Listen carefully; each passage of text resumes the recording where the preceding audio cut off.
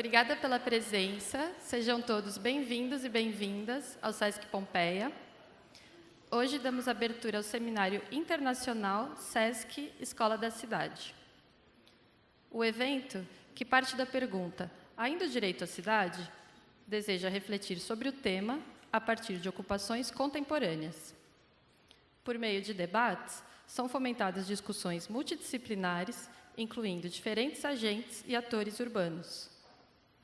A busca é por refletir e conceber estratégias e projetos inclusivos, integradores e efetivos, capazes de conduzir a conquistas concretas para as nossas cidades e os seus habitantes.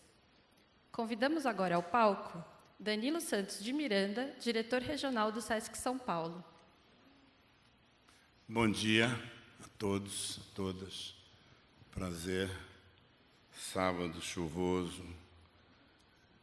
Estamos reunidos aqui para conversar e falar sobre o direito à cidade. Ainda o direito à cidade? Parece uma pergunta, como quem diz assim, meio impacientemente. Ainda temos que falar desse tema? A instituição que eu represento há algum tempo, o SESC, é uma instituição voltada por um projeto de bem-estar social, de um trabalho, de um programa vasto, amplo, amparado pelas empresas do comércio e serviços, que, desde os anos 40, suporta, financia e dirige e administra esse programa através das suas lideranças representativas, nas confederações e federações, etc. Portanto, tem esse vínculo com a representação patronal, né? Mas é uma instituição que hoje tem uma composição no seu Conselho Superior de representantes do Estado, do governo, representantes dos trabalhadores e representantes, na sua maioria, inclusive do Conselho, de empresários.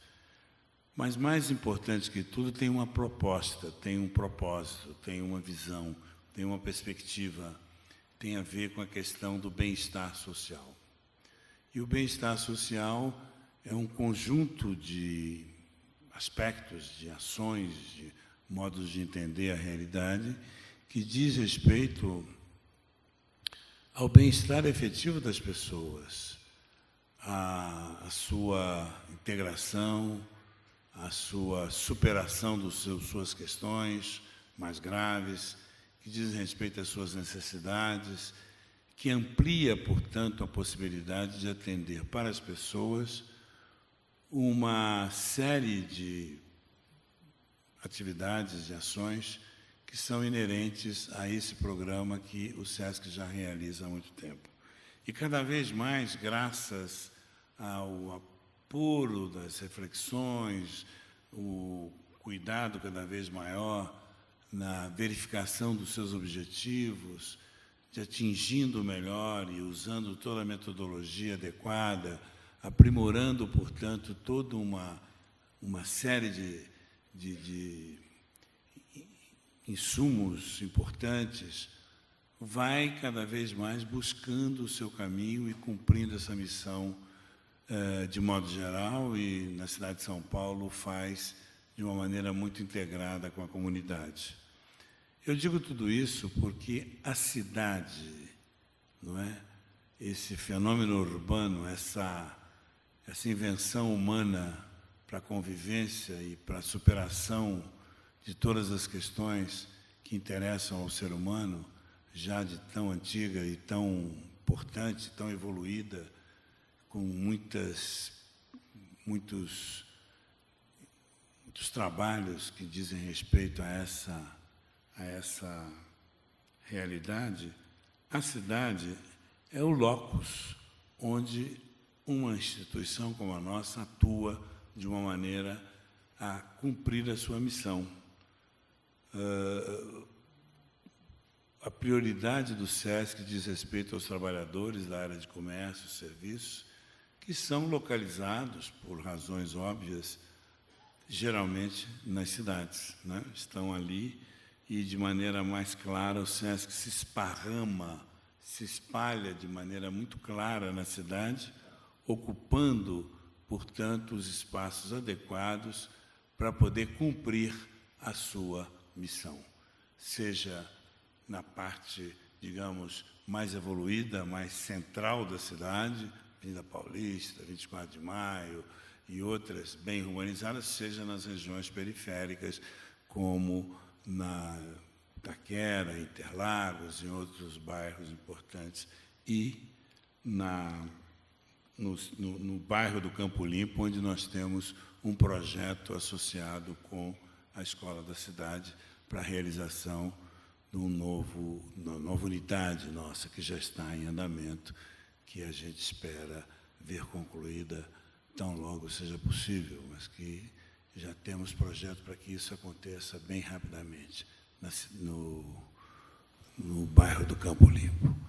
Muito bem, eu digo tudo isso porque esse compromisso, essa vinculação, esse esforço de estar presente diz respeito ao cumprimento do objetivo, de poder lá oferecer o programa que diz respeito ao bem-estar, diz respeito à valorização do ser humano, diz respeito a ações efetivas no campo da cultura, da atividade física, do esporte integrado como algo vital para o ser humano, a questão alimentar, a questão da convivência, a atenção com os vulneráveis, especialmente os mais idosos, crianças, etc.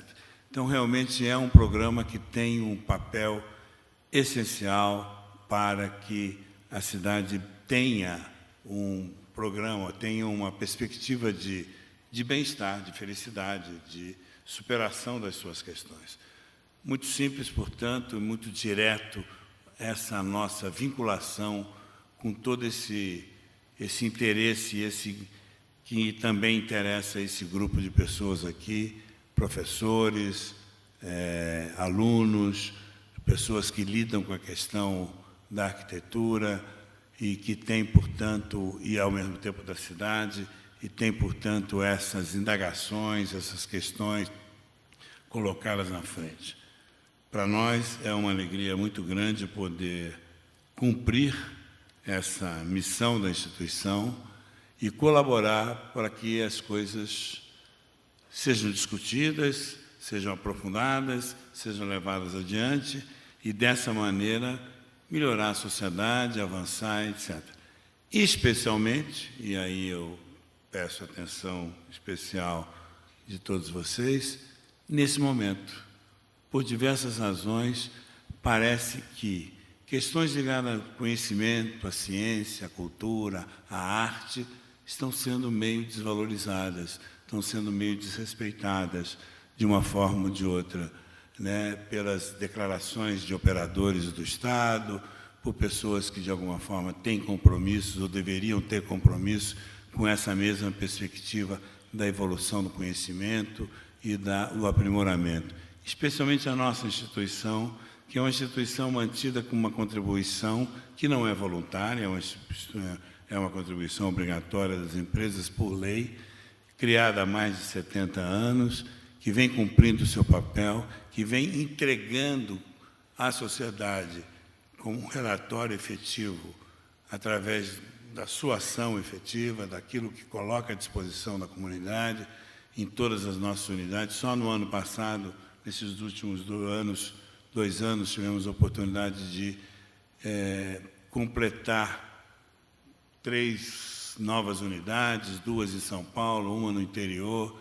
Temos a perspectiva, nos próximos dias, de inaugurar uma nova unidade bastante ampla e bastante significativa e completa, no sentido que é uma unidade que vai cobrir toda a programação da instituição, na cidade de Guarulhos, proximamente, a segunda cidade em população no estado de São Paulo, né, vizinha, portanto, que participa desse complexo urbano da Grande São Paulo, que é a cidade de Guarulhos.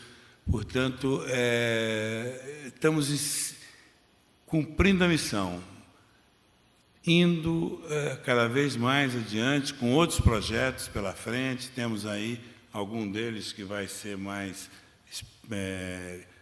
digamos, explorado e colocado de maneira mais clara aqui, que é o projeto que nós temos no Parque Dom Pedro, do Escritório UNA, que está aqui a Fernanda, que falará sobre ele mais tarde. Então, trata-se de um permanente esforço de cumprir o objetivo de maneira integral, usando adequadamente os recursos, fazendo isso da maneira mais completa, adequada, transparente e limpa possível.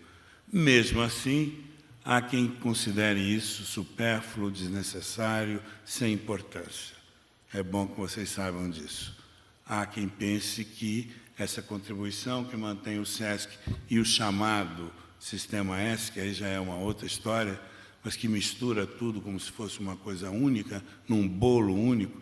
Toda vez que vocês ouvirem falar de Sistema S, vocês estão entendendo algo que é inadequado do ponto de vista de entendimento. É algo que é muito complexo, tem muitas instituições incluídas aí dentro, algumas que podem ter alguns problemas, outras que podem ter outros problemas.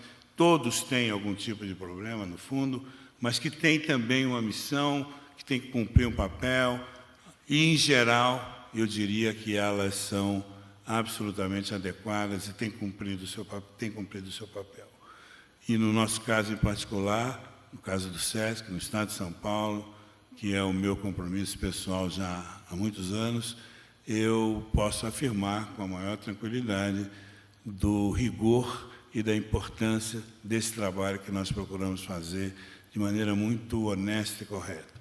E nessa apresentação inicial, portanto, eu simplesmente gostaria de saudar todos vocês, falando e alertando sobre essas questões e dizendo que, para nós, a discussão sobre esses temas tem um fundamento, tem uma fundamental importância para que a gente possa cumprir melhor ainda os nossos objetivos, com a ajuda de quem? De todos os profissionais. E os arquitetos, de modo geral, e a arquitetura, de modo geral, tem um papel vital, central. Aqui tem vários colegas que poderiam testemunhar isso, alguns colaboradores do SESC que estão aqui presentes, que têm trabalhado conosco, sabem muito bem do que eu estou falando.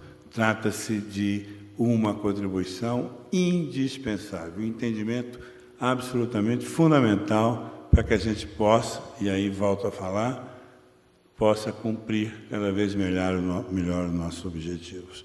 Portanto, eu desejo que esses dias que seguem agora, até o dia 23, vocês possam ter essa oportunidade de aprofundar mais ainda essa temática e colaborar mais ainda para a melhoria de nossas vidas. Muito obrigado.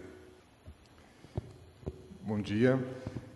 Eu gostaria de cumprimentar a todos, trazendo um abraço do nosso presidente, Luciano Guimarães, especialmente para os arquitetos urbanistas aqui de São Paulo, que pela satisfação que o Tomás nos deu de convidar o CAU-BR, o CAU-Brasil, para estar na abertura desse seminário nesse ano.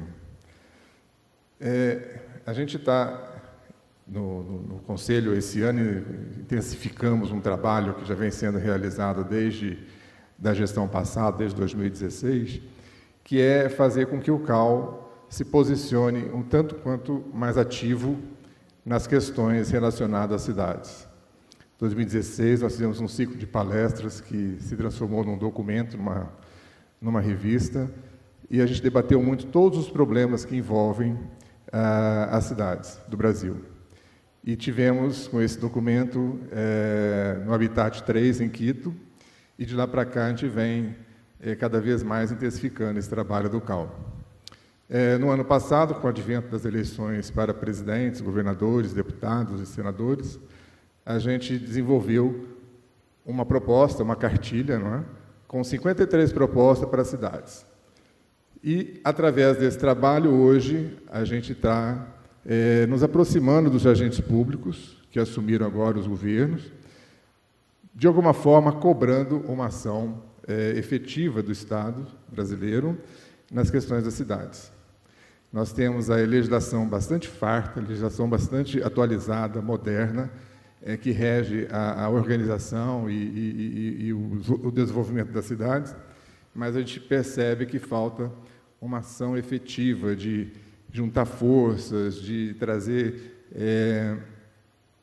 uma energia concentrada, né, para que a gente vença todas as dificuldades que as cidades passam. A pergunta, ainda o direito à cidade, né, quer dizer, todos os nossos documentos legislativos contemplam esse direito e a gente não consegue fazer com que esse direito chegue ao cidadão, né? E a cidade se transforma dia a dia, as pessoas se transformam dia a dia e a gente então fica correndo atrás do prejuízo sempre. Então, a posição do CAL reforçada agora esse ano está mais presente nesse debate, até mesmo sua atuação, onde a gente está deixando de ser um fiscalizador de profissional de arquitetura e urbanismo para ser fiscalizador do exercício, da atividade de arquitetura e urbanismo. Então, a gente está abrindo uma frente de discussão para que a gente consiga evitar tragédias como as recentes, destacando aqui na nossa área o incêndio do Museu Nacional no Rio, que é um descaso absoluto com o patrimônio histórico nacional. Eu moro numa cidade que está completando 300 anos, tem um acervo de arquitetura colonial bastante importante, que, eu digo assim, ele está se dissolvendo por falta de uma ação pública, né, uma falta de cuidado com aquilo que compõe o nosso patrimônio. E, fora isso, as cidades estão envelhecendo. Nós temos aí viadutos caindo, os prédios incendiando, e isso está virando notícia corriqueira nos jornais do Brasil todo. Então, a gente tem que ter esse reposicionamento, ampliar o diálogo, sair do universo do projeto, ali da prancheta, das salas de trabalho, né, e ir a campo, discutir quais são os caminhos que a gente pode desenvolver e o que cada instituição pode contribuir. Eu parabenizo aqui o SESC, a Escola da Cidade e o Arquifuturo pela iniciativa do seminário. Eu acho assim, fundamental que isso se aconteça no Brasil todo, que amplie esse debate, né? E nós temos essa visão. Eu estava, inclusive, conversando com o Tomás, a equipe dele. O CAL está desenvolvendo um trabalho para trabalhar com as crianças na primeira infância sobre cidades. Então, é um trabalho que a gente já começou, está na fase de pesquisa com os professores e coordenadores, para a gente desenvolver qual é o meio de comunicar com as crianças. Porque se a gente começa lá na primeira infância a falar sobre cidade, falar sobre cidadania, a gente acredita que, no futuro, nós teremos cidadãos bem mais preparados para a vida coletiva e não como nós hoje estamos, né, com medo absoluto, nos trancando em guetos, de ricos e de pobres, né, em condomínios fechados, em áreas restritas, e perdendo a convivência da cidade, perdendo a convivência humana. Né? Isso eu acho que é um caminho para a destruição da sociedade. A gente vai andar na rua assim, não reconhecendo os nossos iguais, né, em decorrência desse fechamento social que nós nos estamos impondo num discurso de segurança. A falta de segurança ela existe, isso aí não tem como se discutir, mas eu acho que se fechar em condomínios, em áreas restritas, não encontraremos a solução por aí. Então, acho que o caminho é o caminho da abertura, é o caminho da convivência comum, é o caminho do renascer das cidades de todo o Brasil. O nosso lema aqui é: as cidades pedem socorro, é o que a gente está trazendo como discurso do CAL, e a gente tem impactado quem está hoje assumindo um governo, né, principalmente quem é inexperiente nessa área de gestão pública, e estão conseguindo abrir portas, né, para o diálogo e ajudar aí a construção de políticas e alternativas, né, que sejam mais alinhadas com aquilo que a gente acredita. E, novamente, eu cumprimento a todos pela organização do evento. Estaremos aqui na abertura, infelizmente não podemos estar durante o evento todo, mas certamente os colegas do CAL São Paulo estarão aqui. Até gostaria de cumprimentar o colega que está representando o CAL São Paulo. E trocaremos informação sobre o resultado desse trabalho e o compromisso do CAL-BR está mais próximo e junto dessas iniciativas. Obrigado. Bem, bom dia a todos, alunos, professores, amigos, convidados. Cumprimento nosso diretor querido Danilo Miranda e assim cumprimento a todos os diretores do SESC, Andréia, Sérgio, todos que aqui estão. Bom, eu acho que não tem muito o que falar, eu queria logo iniciar, temos ainda o Tomás também vai vir aqui agradecer a presença de todos. Eu fico um pouco, assim, aflito com tudo o que está acontecendo, acho como todos nós nesse momento desse país. E eu não consigo deixar de tirar da cabeça uma coisa que eu acabei de ler recentemente, nos últimos 20 dias, do Mário Prata, sobre a ideia do que é uma civilização, de que é uma cidade. E, recentemente, no norte da Itália, numa cidade chamada Cremona, onde se inventou, lá nasceu um homem, há 400 anos atrás aproximadamente, chamado Stradivarius. E ele fez os violinos famosos, também as violas e os cellos. E, rapidamente, o que me marcou nessa leitura foi que a cidade toda, em comum acordo com seus governantes, se silenciou para poder gravar as harmonias desses instrumentos inigualáveis até hoje, passado 400 anos, porque eles estão, segundo os estudos recentes, já terão de silenciar-se, porque não suportam mais serem tocados. E para não perder essa memória tão maravilhosa desses instrumentos, que até hoje, passado 400 anos, não se superaram, a cidade, num pacto de 72 mil habitantes, decidiu silenciar. Não vão funcionar os elevadores, os carros não vão passear mais, as buzinas não vão se ouvir, até gravarem perfeitamente as harmonias desses instrumentos. Eu achei essa imagem tão bonita e, ao mesmo tempo, tão contraditória com relação a tudo que nós passamos desses últimos desastres, que, na verdade, são desastres quase que programados por negligências, não desastres naturais. Esse Brumadinho e tantos outros. E eu fiquei pensando, nós estamos discutindo as cidades com essa diferença de enfoque. Afinal, se o radical da palavra cidade está vinculado diretamente à ideia de civilização, o que é uma civilização? Se a civilização, nesse exemplo de Cremona, lá do violino, e o que nós estamos fazendo, por que tanta negligência, tanta falta de bom senso, de inteligência, para mantermos a vida humana na dimensão de uma civilização, e não simplesmente de pessoas que estão buscando a sobrevivência do dia a dia como se fosse nada mais. Como início essa historinha de Cremona e tudo que nós estamos passando, por que nós não podemos superar tudo isso? Será que nós não teremos a inteligência necessária? Será que nós não seremos capazes de ter um senso de harmonia para construir tudo isso?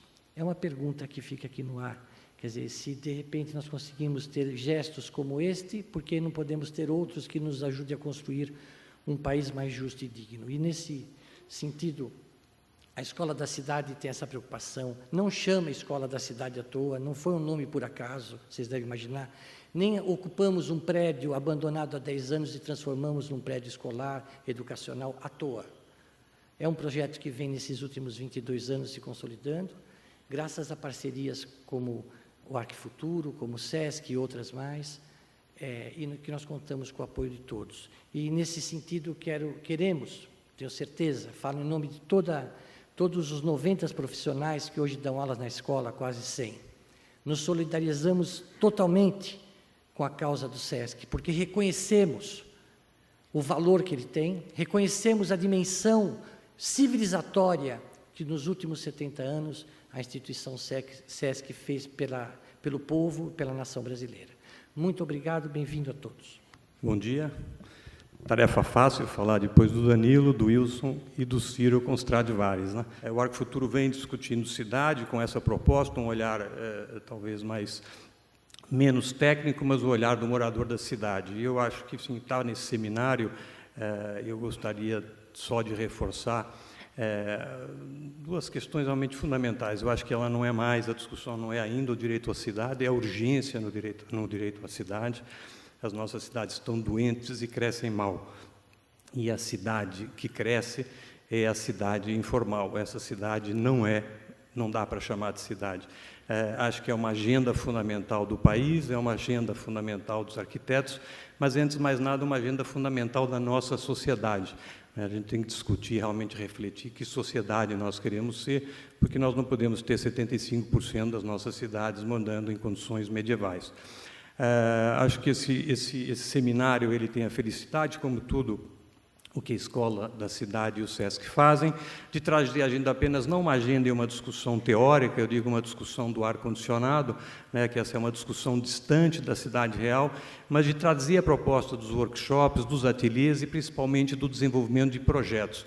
Acho que isso talvez é um aspecto fundamental e cada vez mais urgente, né, que fica reforçado aí nas colocações do Wilson em relação ao papel do CAU, e por isso essa importância do CAU-BR está aqui, o CAU-São Paulo naturalmente.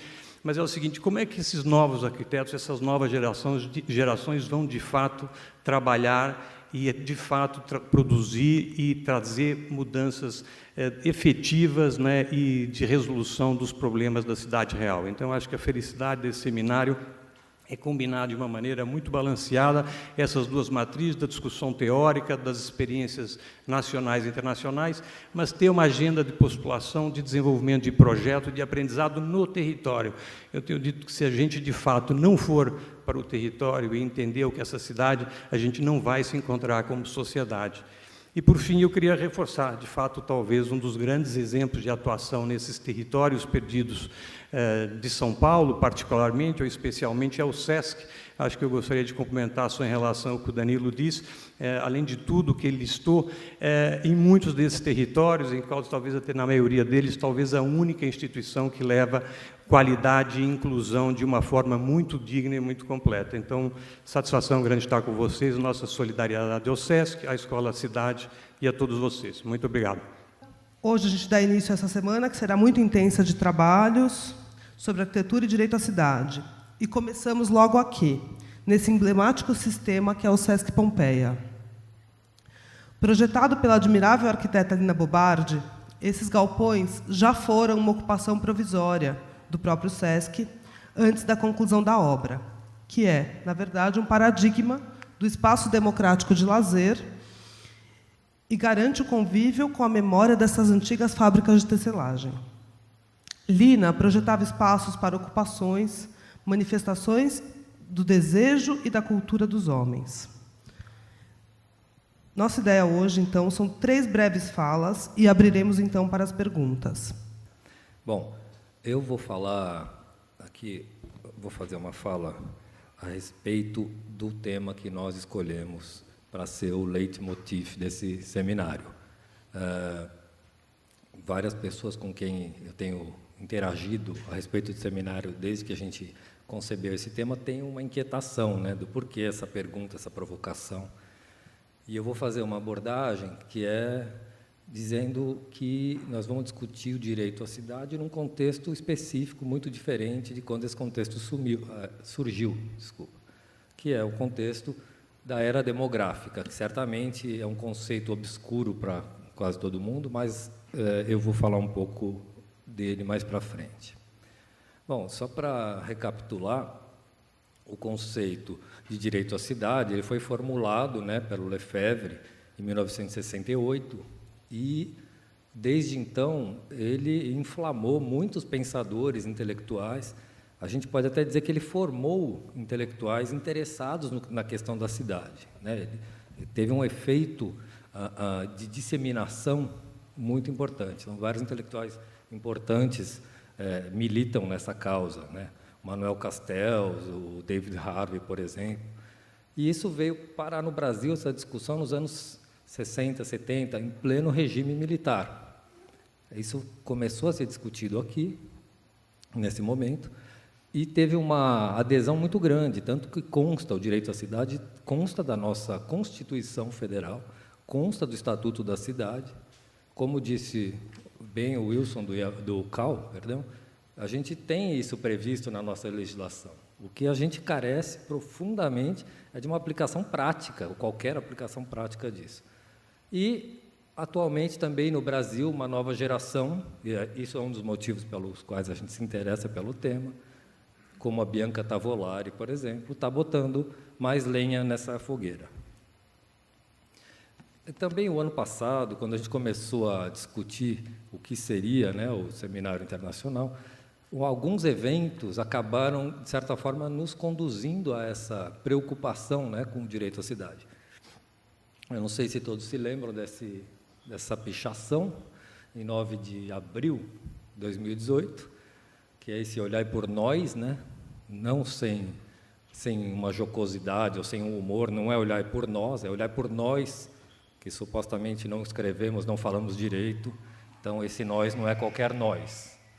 É um nós que, de alguma forma, tem um contorno delimitado por essa carência, digamos. Interessante é isso. Depois de 26 dias, ou seja, 6 dias de discussão e 20 dias de trabalho, a gente reinaugurou o patrimônio, que teve uma repercussão muito grande, porque o pátio do colégio é um ponto simbólico da cidade, ou seja, foi visto como um enorme desrespeito essa manifestação. E no dia seguinte da inauguração era isso que a gente tinha. Finalmente o patrimônio está restaurado e protegido. Quando a gente vê isso acontecendo, a gente se pergunta, cadê o direito à cidade, né? Porque a preocupação com o patrimônio, com o cal branco desse, que já não é o edifício original, diga-se de passagem, foi uma comoção geral. Mas as pessoas que dormiam aí, finalmente podem voltar a dormir aí, agora com uma grade de proteção para não estragar, não sujar o patrimônio. Então, a questão que vai aparecendo é qual é a nossa prioridade. E, como se não bastasse, né, no meio das nossas discussões sobre que caminho tomar, o incêndio do Wellington Paes de Almeida, isso aconteceu antes da gloriosa inauguração do pátio do colégio, arrepentado. Ele foi, digamos, é mais um olhar por nós, né? Esse edifício queimou, ele não tinha condições de habitabilidade e acabou escancarando, sobretudo para uma mídia que não está acostumada com isso, o problema das ocupações do centro. A gente fala, o problema das ocupações do centro. Logo, essa mídia não especializada e a sociedade, de uma maneira mais ampla, começou a entender que a ocupação não é o problema, é a solução. Então, teve esse incêndio, essa tragédia, ela teve esse efeito educador. A gente assistiu em várias jornalistas, várias matérias, as pessoas mostrando o problema da moradia na cidade de São Paulo. Quer dizer, essas pessoas correndo para a praça, carregando colchão, tal, acabaram mostrando, revelando para todo mundo o drama que eles vivem diariamente, né, involuntariamente, mas que a gente só percebe quando pega fogo. Então, é claro que isso tudo, para a gente, pareceu que era um momento, havia um alinhamento de fatores que nos levava a pensar que a gente precisa, sim, retomar essa discussão. Aonde está o direito à cidade nas nossas cidades? E uma coisa interessante, que tem em comum, né, a pichação do pátio do colégio, o incêndio e a descoberta, né, das ocupações no centro, a luta pela moradia, e também esse fenômeno aqui, tem em comum. Existe uma vontade muito grande, uma luta dessa população que vive nas periferias, né, essa população para as quais a gente não tem tido um olhar de cuidado, em ter alguma visibilidade. Então, o Alexandre Barbosa, que é professor da Unifesp e doutor em Antropologia Urbana da USP, ele tem um trabalho sobre os pichadores e ele destaca muito claramente que entre as prioridades, os motivos, a motivação do pichador, que são várias, mas a principal é ser reconhecido pelos outros, pelos colegas da periferia. É visibilidade. Então, todos esses eventos em comum têm esse aspecto, é um grito, é um olhar por nós, olhem para nós. Eles estão clamando por visibilidade. E não é à toa que esse aqui é o Dória em pessoa, ou em foto, aí, saradão, dando uma pintadinha na pichação. Então, existe claramente uma dificuldade de sinergia entre o que é a gestão pública, a sociedade formal, e esse pedido, essa súplica de visibilidade que essa nossa população, que é a maior parte da população, tem questionado. Isso aqui Meu xará, eu também sou Andrade, está sendo retirado do shopping porque ele foi com a turma dele, nos passeios que ficaram conhecidos como rolezinho, passear num shopping da área formal. É uma transgressão. Olha quantas seguranças para um magrelo desse aí. É uma transgressão. Por que é uma transgressão? Porque está escancarado, né? Essa divisão, ela é clara, ela é uma formalidade, é um espaço aberto, todo mundo pode entrar, mas eles não podem, certo? Então tem uma questão que só quando existe o conflito é que a gente se dá conta dela. O rolezinho foi outro chamariz interessante. E as ocupações, quando a gente pensa nas ocupações, na área central, né, a gente tem que lembrar que é mais do que uma reivindicação por ter um lugar para dormir, né? Você ter uma moradia, ter acesso aos bens e serviços que estão disponíveis na área central, é ter acesso à cidadania. Você tem um endereço, por exemplo, sem um endereço, você não é um cidadão, você não tem direito a nada, você não pode fazer uma compra parcelada se você não tem endereço, você não pode você não tem inúmeros direitos. Então não é só suprir, né, quando os movimentos de luta pela moradia organizam uma ocupação, isso também tem uma missão de fundo muito grande, que é uma reivindicação pelo direito à cidade, em última instância, não só pelo direito de ter um lugar para dormir, né? Existe uma outra miséria que não é só de tomar chuva, é uma miséria de não pertencer à sua própria sociedade. Nesse sentido, esses movimentos, né, esse ativismo urbano que está ressurgindo em São Paulo, ele também, de certa forma, tem uma reivindicação, né, além de propiciar espaços concretos para brincar, tem uma mensagem por trás que é uma reivindicação também do direito à cidade, né, que é essa outra miséria, a miséria urbana de não ter espaço de lazer, de cultura, tal. E ela acaba sendo um revelador da crise do espaço público, né? No fundo, essas ações todas, de alguma forma, quando estão lutando pelo direito à cidade, não é só o direito de um lugar para dormir, para pôr um colchão. Estão pleiteando, estão reclamando, né, da crise do espaço público, da falta de cuidado por tudo aquilo que é público. Quando a gente fala em crise do espaço público, pode ser tanto a questão de um parque, né? Aqui é lá no Parque Dom Pedro, onde, como o Danilo mencionou, né, o UNA está fazendo um projeto para uma nova unidade do SESC, que é muito bom. É interessante você ver que o Parque Dom Pedro já foi isso daqui. Então, quando eu falo em crise do espaço público, não é que a gente, São Paulo, nunca teve. Não é. A gente realmente está vivendo uma crise aguda. E espaço público não é só lugar para passear, para brincar, é infraestrutura, é água que a gente bebe, né? A gente sente a crise do espaço público em diversas camadas, né?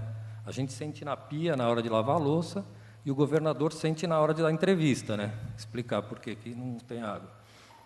Então, realmente, a gente vive um momento crítico.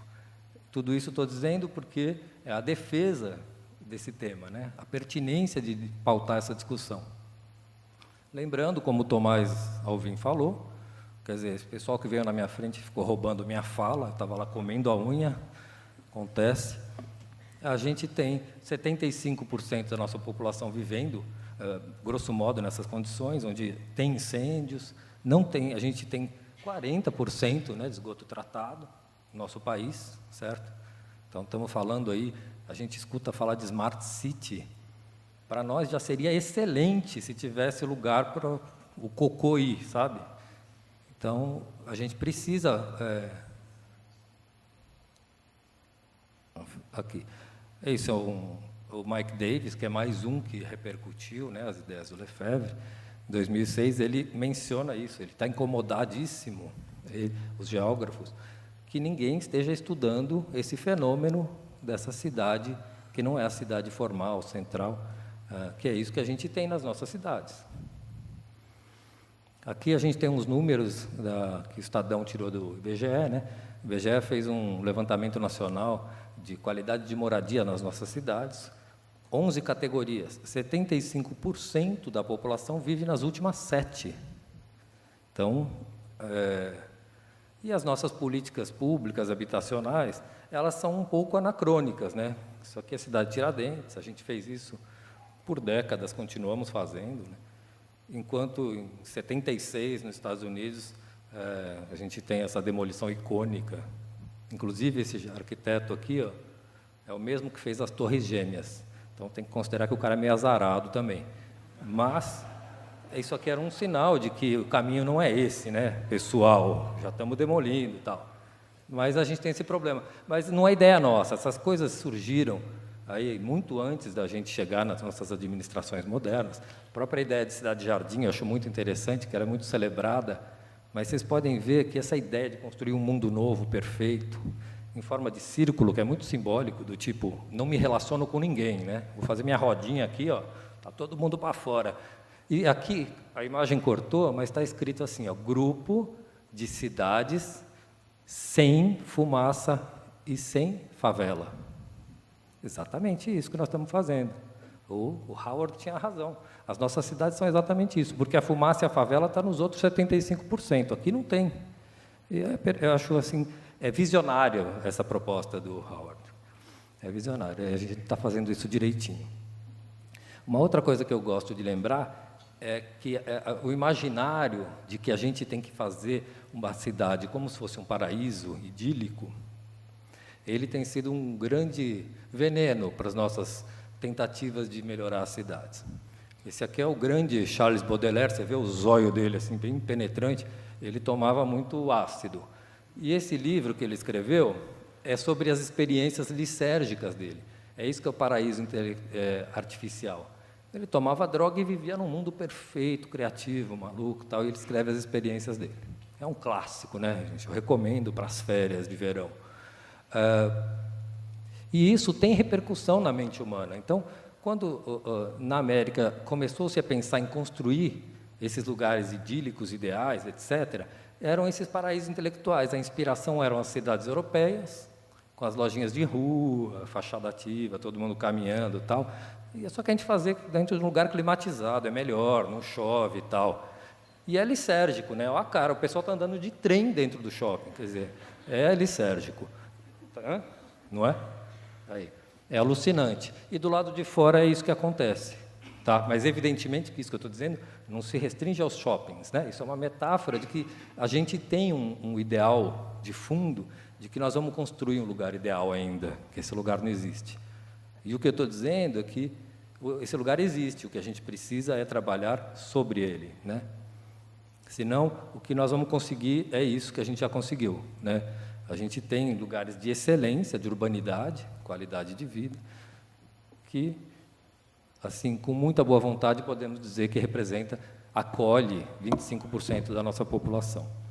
E nós temos esse mar, que é o pessoal que está pedindo que olhemos para eles. Esse aqui é um mapa que dá notícia disso. Esse quadradinho aqui é onde nós estamos agora. Esse é o mapa de São Paulo, né, para quem não conhece, Rio, Tietê e Pinheiros, o centro. Esse amarelo, né, isso aqui é do plano diretor. Basicamente, assim, esse amarelo é onde a cidade é boa, o laranja onde a cidade é médio, né, e esse mais clarinho onde a cidade é um desastre, não tem nada. E esse cinza todo é pior ainda do que esse clarinho. Então, é animador, né? Isso daqui, onde estão as favelas e os loteamentos, é uma cidade realmente partida. A gente realmente tem, se a gente ainda considerar o plano de avenidas que foi feito aqui, a gente tem aquela bola lá do Howard, e sem fumaça e sem favela. E o resto, como vocês podem ver, essas são as favelas, as ex, estão bem afastadas. Isso aqui é renda, até 2 salários mínimos. Olha, nós estamos aqui, os vizinhos aqui estão com a grana. Saindo daqui, a gente pode passar lá e pedir um adiantamento. Não está andando. Veja, 20 ou mais salários mínimos, né? É nós aqui, ó, o Vetor Sul, Berrini, Chucrizaidan e tal. Ela é partida culturalmente também, todo mundo sabe disso. A periferia ganha muita importância recentemente, com essa ideia de era demográfica, que nós vamos falar logo mais. Hoje, quem não conhece a música produzida nas áreas periféricas está por fora, tá? Se você não está sabendo, vai se informar. O Caetano ainda é legal, mas já existe um protagonismo maior das áreas periféricas. Do ponto de vista político-ideológico, a gente pode ver aqui, ó, vamos chamar assim de forma muito simplificada, esquerda-direita, né? As duas cores. É o centro uma cor, a periferia outra. Aqui quando foi Kassab e a Marta, aqui quando foi o Serra e o Haddad, aqui o Aécio e a Dilma. Basicamente azul no centro e vermelho em volta, né, pessoal? Então, ela é partida também do ponto de vista político-ideológico. De novo, enfim, é o Dória, aquela. E esse é o conceito de cidade demográfica, que foi um lançamento, uma provocação, no mesmo nível que falarem ainda o direito à cidade é uma provocação. O Milton Santos, poucos meses antes de falecer, ele gravou, em 97, um programa Roda Viva. O mediador era o Matina Suzuki. Quem fizer assim que lembra, é atestado de que tem pelo menos 50 anos. Onde ele dizia isso, que ele mesmo tinha ajudado a cunhar o termo, que nós vivíamos na era técnico-informacional, né, dando conta de que a gente depende e evoluiu muito na questão da comunicação, da tecnologia, e ele dizia que naquele momento a gente devia observar, porque estávamos entrando na era demográfica. Do que ele estava falando?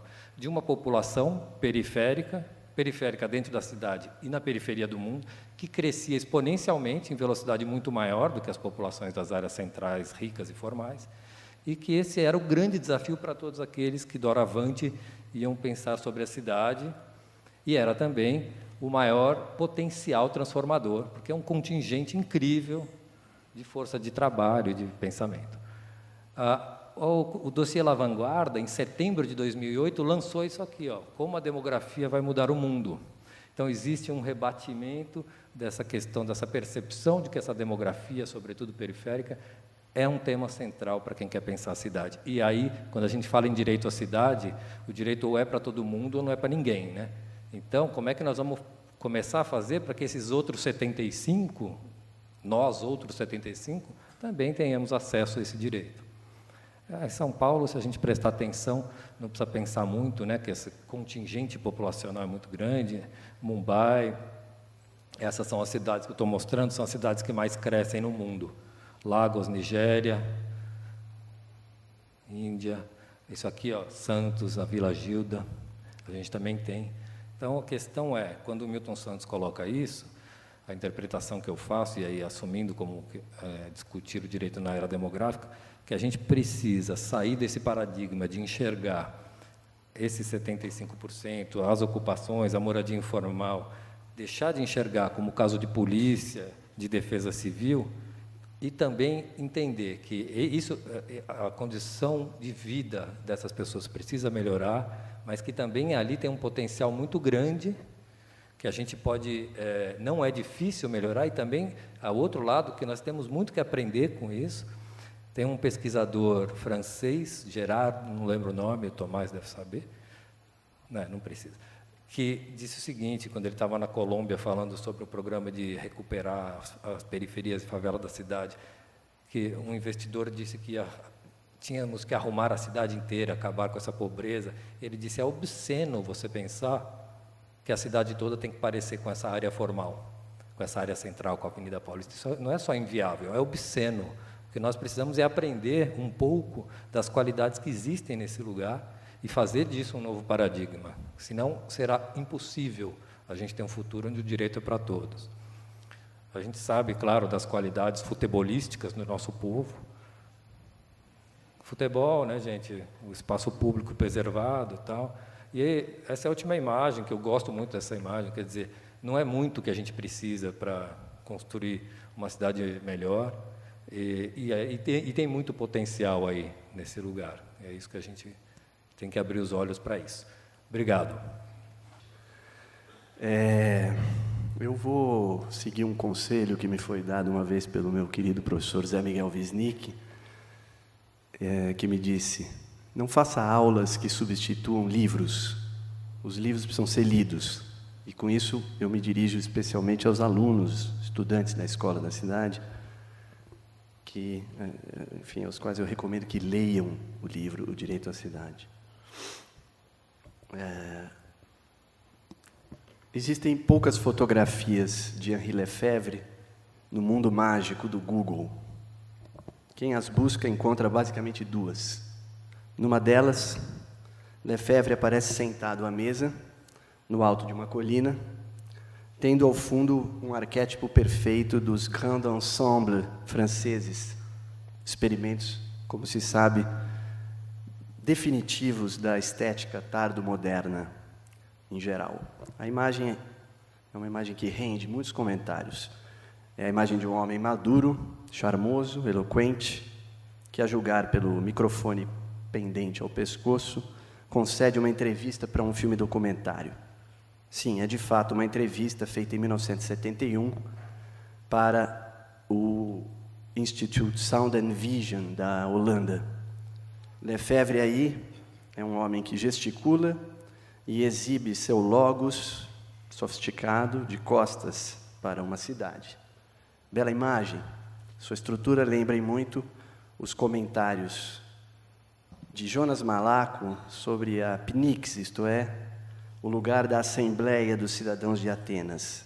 Na Grécia clássica, lembra Malaco, num pequeno livro publicado pela Faculdade de Arquitetura e Urbanismo da USP, a posição da Pnyx foi se estabelecendo paulatinamente fora de Atenas, de tal forma que, ao fim e ao cabo, as deliberações coletivas sobre os destinos da polis, pela instituição do verbo político, eram feitas face a esta mesma polis, de modo a presentificá-la e objetificá-la.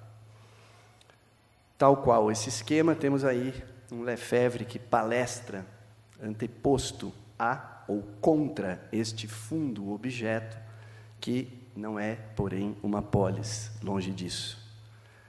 A cidade, ou o grande conjunto, o grand ensemble que vemos na fotografia, é a célebre Ville Nouvelle de Mourin, propagandeada pelo Estado francês como quintessência da alta modernidade no pós-guerra. Foi construída na segunda metade dos anos 1950, simultaneamente a tantos outros exemplares do seu gênero, e notadamente a empreitada de Brasília, que obviamente tem uma qualidade arquitetônica bastante superior, mas, de todo modo, participa de alguma forma desse período. No final da década de 1940, a França havia intensificado a exploração de petróleo e gás natural. Eis aí a Ville Nouvelle de Mourin. Na região dos Pirineus Atlânticos, uma região que é fronteiriça com a Espanha, e 10 anos depois, na esteira desse hiperdesenvolvimento regional, decidira construir ali uma cidade para cerca de 10.000 pessoas, a saber, os trabalhadores do gigantesco polo petroquímico recém-implantado no lugar.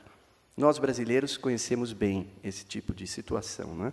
Aliás, está aqui a professora Carol Tonetti, nossa colega que coordenou na escola há 2 anos, mais ou menos, um belíssimo trabalho sobre a questão das grandes obras no Brasil contemporâneo, projeto Contra Condutas, que resultou num belo livro, publicado pela editora da escola.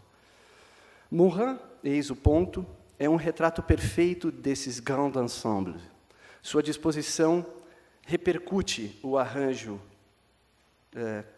quase caricatural, ecoa perfeitamente aquilo que François Choët chamou, certa vez, de os quadriláteros de Sarcelles, forma síntese de toda uma produção de época. Sarcelles está em Mourin, Prutt-Eigel, aliás, mostrada pelo o conjunto residencial de Prutt-Eigel, do qual o Vinícius mostrou uma imagem terminal, também está aí contido, de certa forma, em Mourin, e está aí, portanto, uma certa modernidade. Curiosamente, Mourin fica a poucos quilômetros de Haguet-Mau, a cidade natal do próprio Lefebvre. Então, por que é que nós temos essa fotografia do Lefebvre ali? Porque Lefebvre, desde menino, é um conhecedor dessa área, que estuda já na sua primeira sociologia, que era uma sociologia da vida rural, uma sociologia dos meios de vida, como se diz. Nos anos 50, Lefebvre acompanha o caso de Mourin e visita a cidade, inclusive durante as obras. Tomado de assombro por aquilo que vê, escreve um pequeno artigo e depois um ensaio mais extenso. Mourin, Ville Nouvelle. Esse ensaio ele recolhe em 1962, num um livro intitulado, sugestivamente, Introdução à Modernidade. Nesse ensaio, Lefebvre verbaliza o sentimento do homem comum face ou contra a transformação paisagística brutal pela qual passa o globo naquele momento. O contexto é o da Guerra Fria, dos esforços nacionais de modernização competitiva, todos conhecem essa história, e nessa competição geopolítica feérica, Protaigo, Khrushchev visita Murin em 1960, mais ou menos no mesmo período em que o Lefebvre está escrevendo sobre essa cidade. Os franceses se exibiram para os soviéticos. A imprensa estava lá para registrar o momento de maneira semelhante ao que havia acontecido um ano antes com Nixon e o mesmo Khrushchev, tete a tete em Moscou, no lendário Kitchen Debate. Enfim, episódios, né, do período da Guerra Fria, em que a competição geopolítica internacional passa pela questão da arquitetura, do desenvolvimento digamos, da tecnologia doméstica e assim por diante. Sobre a emergência de Murin, dirá Lefebvre anos mais tarde, abre aspas, diz Lefebvre, próximo ao vilarejo onde passei diversos meses por ano, desde a minha infância, uma nova cidade foi fundada, em Lac. Petróleo, gás, enxofre, vi tratores destruírem a floresta, vi as primeiras pedras serem postas para a nova cidade, que tornou-se um pequeno laboratório. Desde então, me tornei interessado na cidade. Suspeitava que a irrupção do urbano em uma realidade rural tradicional não fosse uma coincidência local, mas estivesse ligada à urbanização, à industrialização, a fenômenos mundiais. No ensaio sobre Murin, a análise de Lefebvre é seca e, como vocês podem imaginar, francamente sarcástica, demeritória. Murin é para ele uma cidade sem passado e sem futuro, sem possíveis. Murin lhe inspira o tédio. E, de fato, devemos reconhecer que não era uma coincidência. A reserva lefebvriana quanto às máquinas de morar, ou o rumo que aquele debate havia tomado, é, em parte, a reserva de toda uma geração, assim resumida por Choët em 1965, ano, aliás, da morte de Corbusier. Diz François Choët naquele célebre ensaio Urbanismo em Questão. A sociedade industrial tem especialistas em planejamento urbano. No entanto, as criações do urbanismo são, em toda parte, assim que aparecem, contestadas e questionadas. Das superquadras de Brasília aos quadriláteros de Sarcelles, do Fórum de Chandigarh ao novo Fórum de Boston, das highways que cortam São Francisco às grandes avenidas que rasgam Bruxelas, são evidentes a mesma insatisfação e a mesma inquietude. Pois bem, tudo isso nos ajuda a lembrar que os estudos a respeito de Murin configuram a virada lefebvriana do rural ao urbano. Esse dado é importante se estamos reunidos ao redor de um assunto como este, o direito à cidade. É um erro acreditar que o direito à cidade seja a obra inaugural do interesse de Lefebvre pelos fatos urbanos e arquitetônicos. Indo direto ao ponto, vão aqui, a propósito, 4 observações sobre aquilo que o direito à cidade não é. Primeira, repetindo, o direito à cidade não inaugura esse interesse de Lefebvre pelo urbano. O que ele inaugura, sim, é um período importante da sua produção teórica, que se estende de 1968 a 1974, culminando com a escrita de A Produção do Espaço. Eu soube outro dia que é o livro mais retirado no Reading Room da British Library, A Produção do Espaço, Henri Lefebvre. Foi pedido 711 vezes desde que a biblioteca se mudou para a nova sede lá em Londres, em 1997. Isso apareceu no Twitter da biblioteca outro dia. Segunda observação, o direito à cidade não é, portanto, um livro isolado. Ele é precedido e sucedido por outras obras do filósofo, sociólogo, que compõem um conjunto sólido, embora diverso. O direito à cidade é um elo. Terceira observação, o direito à cidade não é um livro absolutamente pioneiro. Quarta, o direito à cidade não é um livro contra a arquitetura. Isso é importante. Sobre a terceira observação, um pequeno aprofundamento. O debate a respeito do caráter, do esgotamento, da crise, dos limites e das inibições, como preferem alguns, da degeneração do movimento moderno, já estava totalmente armado quando Lefebvre publica O Direito à Cidade. Esse livro é a expressão de sua vontade no sentido de participar daquele balanço crítico que já estava adiantado àquela altura, tanto no plano teórico quanto nos planos propriamente social e mesmo construtivo. No plano teórico, vejamos alguns exemplos rapidamente. A Arquitetura da Cidade, de Aldo Rossi, é de 1966, mesmo ano em que Paulo Portuguese funda a revista Contra o Espaço. As Inibições da Arquitetura Moderna, do mesmo Portuguese, saí em 1974, mas o germe do seu olhar sobre a decadência maneirista do movimento já aparecia no seu Michelangelo Arquiteto, publicado em 1964. Complexidade e Contradição na Arquitetura, Robert Venturi, vem a público em 66 também. Oficialmente, o Tintin nascera em 59, 60. Os exemplos são inúmeros, se não infinitos. E convém mencionar igualmente toda uma literatura europeia, mormente francesa, literatura mesmo, no sentido estrito da palavra, que naquele momento expressava suas aspirações a uma cartografia sentimental ou afetiva da cidade, que por sua vez se nutria de uma psicogeografia que em sua origem debordiana era igualmente anti-Murrow, contra os paraísos artificiais de que falou Vinícius. A teoria da deriva é de 1956. De modo que, eu quero com tudo isso dizer que havia claramente um clima, e eu não creio estar dizendo nada de muito original nesse caso, um clima do qual o direito à cidade participa, mas não instaura. Um clima que eclode, inclusive, no maio de 68, que tinha a ver com a dimensão prática e política dessa mesma crítica. Aqui é importante frisar, a origem da revolta estudantil francesa, da qual Lefebvre é um observador atento e sobre a qual ele publica um livro já no ano seguinte, em 69, são as queixas, esse é o livro que o Lefebvre publica, L'Irruption, são as queixas quanto ao alojamento estudantil de Nanterre. Esse alojamento e todo o complexo universitário da Universidade de Nanterre, ao estilo dos Grands Ensembles, era tido pelos estudantes como dispositivo de segurança e panóptico de controle, voilà, da vida cotidiana. Isso explica muita coisa. Sobre a quarta observação, um pequeno e último aprofundamento.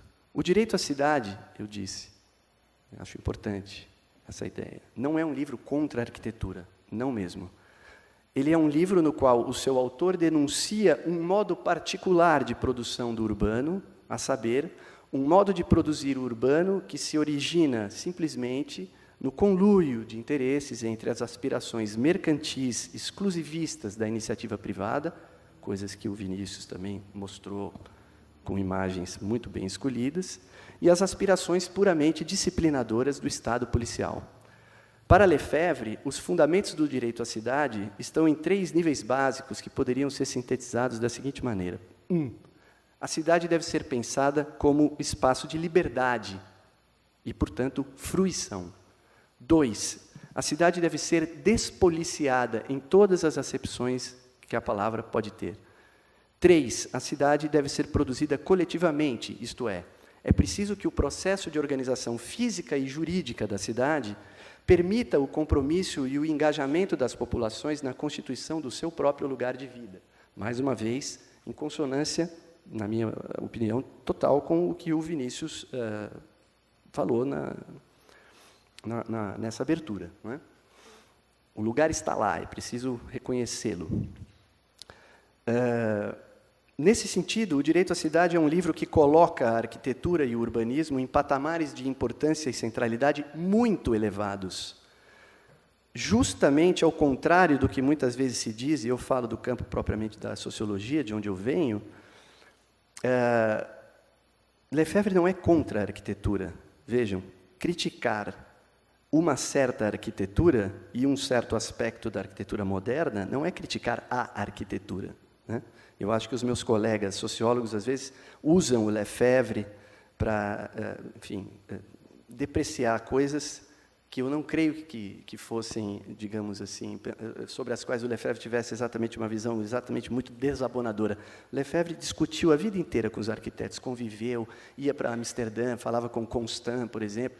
Quer dizer, é um debate, estou justamente tentando mostrar que ele né, escreve esse livro não porque ele está sentado lá na sala dele, na universidade, e, enfim, faz lá uma sociologia de gabinete qualquer. Ele faz isso em diálogo com essa tradição e com essas pessoas.